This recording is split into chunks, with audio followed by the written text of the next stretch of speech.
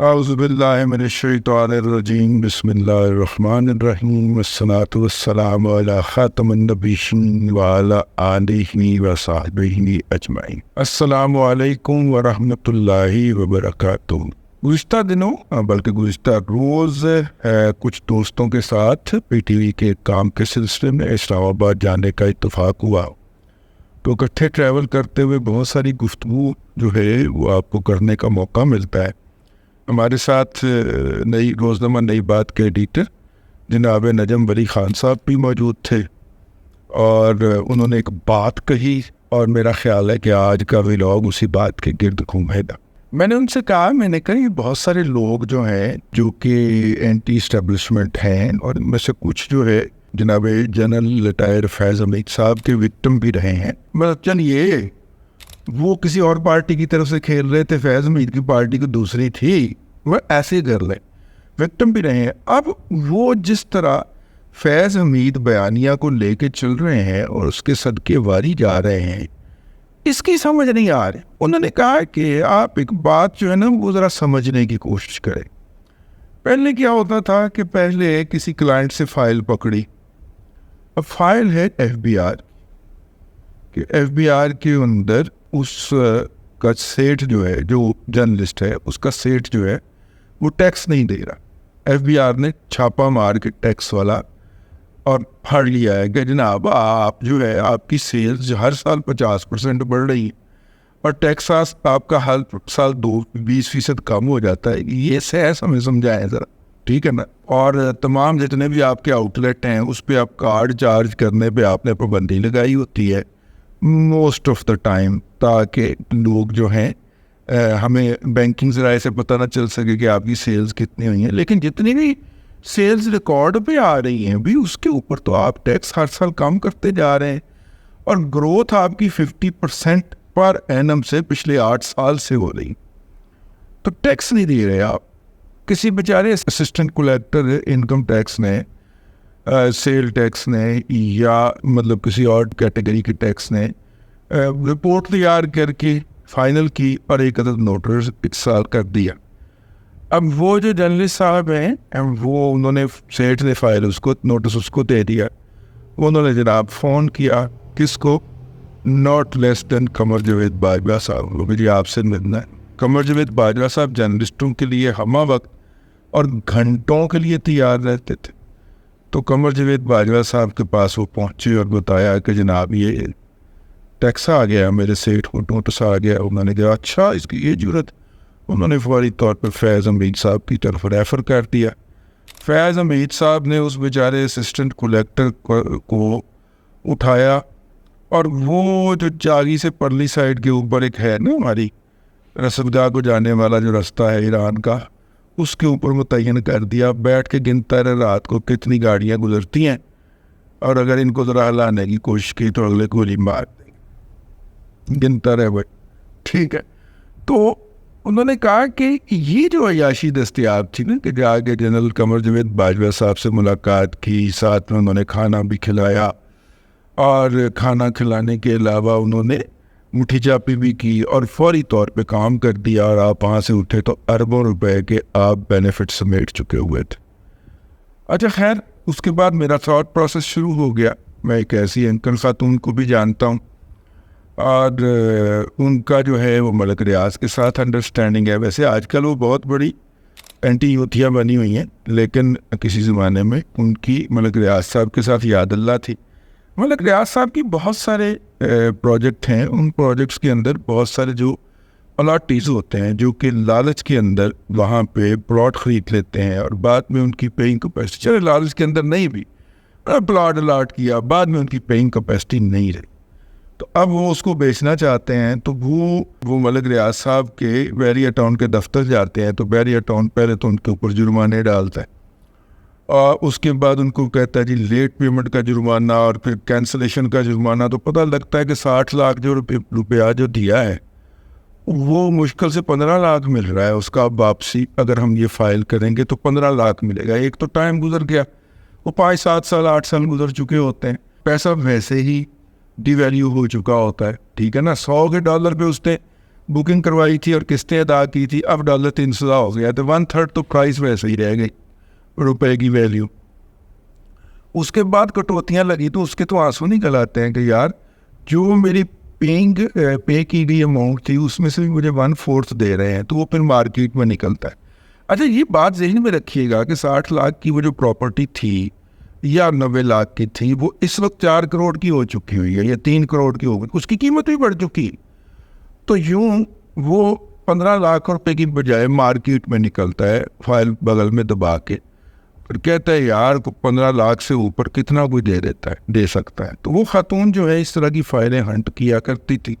15 लाख वाले को 20 लाख, 25 लाख, 30 लाख आप दे देंगे तो वो ले लेगा कि चलें 15 से तो ज़्यादा ही मिल रहा है ना, वरना बैरियर टाउन वाले तो 15 मिल रहे थे। वो कहते भाई तू ये 15 लाख तुम्हें वो दे रहे हैं, 30 लाख मेरे से पकड़, ये ले कैश। उसको कैश पकड़ाया, उससे फाइल पकड़ी, मलिक रियाज साहब के पास से, मलिक साहब मैं चाय पीने आ रही हूँ, मलिक साहब के पास गए या अली मलिक साहब के पास गए, वो फाइल उनको दी और दिखाई, ये फाइल ज़रा क्लियर करवा दें। वो फाइल जनाब हो गए, सारे जुर्माने भी उड़ गए, सारा कुछ हो गया और 60 लाख की पेमेंट है जी। टोटल कितने का आपने लिया था फ्लैट? जी मैंने तो लिया था 70 लाख का या 75 लाख का, ये 15 लाख और पकड़े। टोटल इन्वेस्टमेंट कितनी हुई बताएं ना? टोटल इन्वेस्टमेंट हो गई 30 और 15 45, टोटल इन्वेस्टमेंट 45 लाख की हुई। और फौरी तौर पे जब वो फ्लैट बिका है या जो एसेट बिका है वो बिका है जी 1 करोड़ 65 लाख। तो 45 लाख की चीज़ 1 करोड़ 65 लाख में बिक गई और खड़े खलोते आपको हलाल का 1 करोड़ 20 लाख रुपए मिल गए। अब 1 करोड़ 20 लाख रुपए और वाइट में, ठीक है ना? हाँ, और नाम फाइल उसी पे रही है, उसी की ही रही है, अब उसी से डायरेक्ट बायर ने बाइंग की है, आप दरमियान में नहीं आए, ठीक है? तो 1 करोड़ 20, फिर तो खैर ब्लैक ही होगा, 1 करोड़ 20 लाख रुपए आपका वाइट उसमें से मतलब कि बड़े आराम से जिसके हलाल निकल आया। और एक फाइल महीने की उनका ठेका था।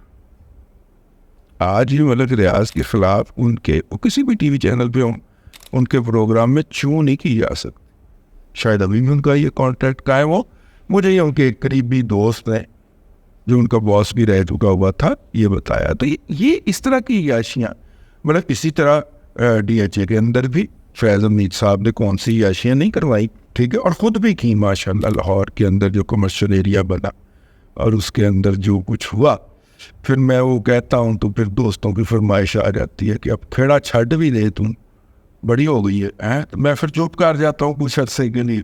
मैं कहता हूँ चलो कुछ अर्से के लिए चुप कर जाते हैं, आपके इलेक्शन हो जाए, हम फिर जरा इसके ऊपर ढोल बजाना शुरू करते, ठीक है? चैम्बर के इलेक्शन हो रहे हैं ना आजकल।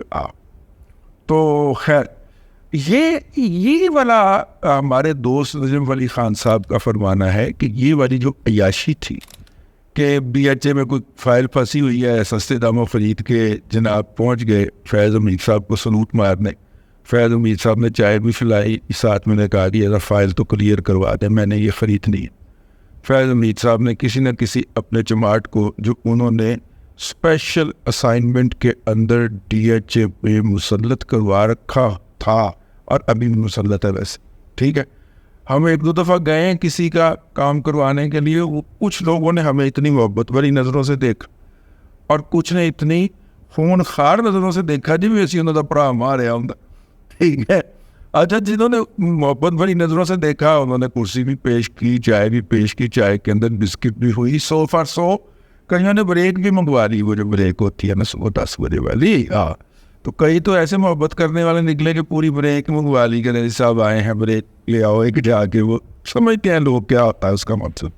और कुछ ने जनाब जो है वो कोरो लागते आया है जो एक क्या मैं PS पाई थी हाथ में, अगर बंदूक होती तो पहला निशाना मैं होता। एनी हाउ खैर ये है जी असल में वजह कि कुछ लोग जो है वो फैज़ हमीद के विक्टिम होने के बावजूद भी जो है, हाँ अब तब तो ये याशी होती थी। और अब क्या मसलत मतलब, तब याशी थी कि फ़ोन उठाया, वो अपना जनरल कमर जावेद बाजवा साहब से मिल लिया, फ़ोन उठाया, फैज़ हमीद साहब से मुलाकात हो गई, या फैज़ साहब ने कह दिया मैं लाहौर आ रहा हूँ यार फलाने दिन, تو آ جانا جانو تو وہاں پہ آ جا. تو وہ وہاں پہ پہنچ گئے اور جناب اپنا کام کروا دیا. اب کیا مسئلہ ہے؟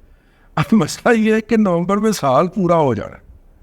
حافظ سید جنرل عاصم منیر شاہ صاحب کو تشریف لائے ہوئے, کوئی ایک انٹریکشن نہیں ہے ان کا, اور بڑے سنجیدہ لوگوں نے جا کے, اور بڑے سینئر شامی صاحب جیسے لوگوں نے جا کے, بھئی آپ اختلاف بھی کریں تو شامی صاحب پھر بھی سینئر ہے نا یار.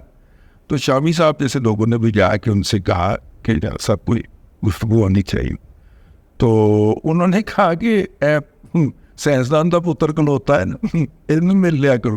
اور نہیں ذرا ویسے ہی ذرا, میں نے کہا ہاں ملیں گے انشاءاللہ ملیں گے, دل کیا ہونا ریٹائرمنٹ تو بعد ہی ملیں گے, ہاں ملیں گے انشاءاللہ. یہ کہہ کے انہوں نے ٹہلا دیا.